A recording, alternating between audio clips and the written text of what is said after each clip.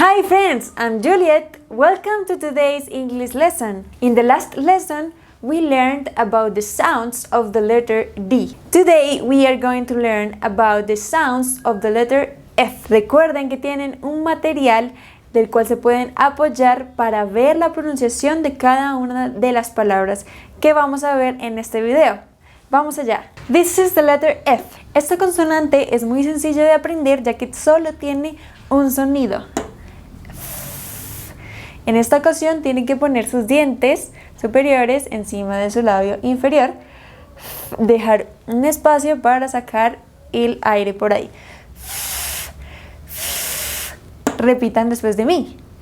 Faith, faith, five, five, fun, fun, follow, follow, fair, fair. Ahora al final de las palabras, ¿cómo suena?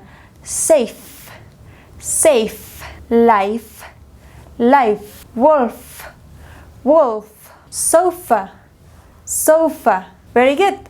Ahora vamos a ver una combinación que puede dificultarse, pero es el mismo sonido cuando se encuentra la F con la R o la F con la L. Vamos a ver algunas palabras.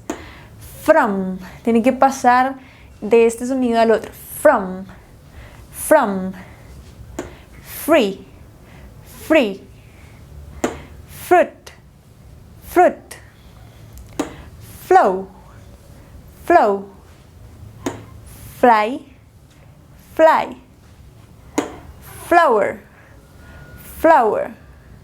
Muy bien. Por último, vamos a ver estas dos frases que nos ayudarán a practicar el sonido de la letra F. It's fair to follow Jesus faithfully. It's fair to follow Jesus faithfully. Your turn. Very good. And the last one. My friend from France found some free fruit. My friend from France found some free fruit.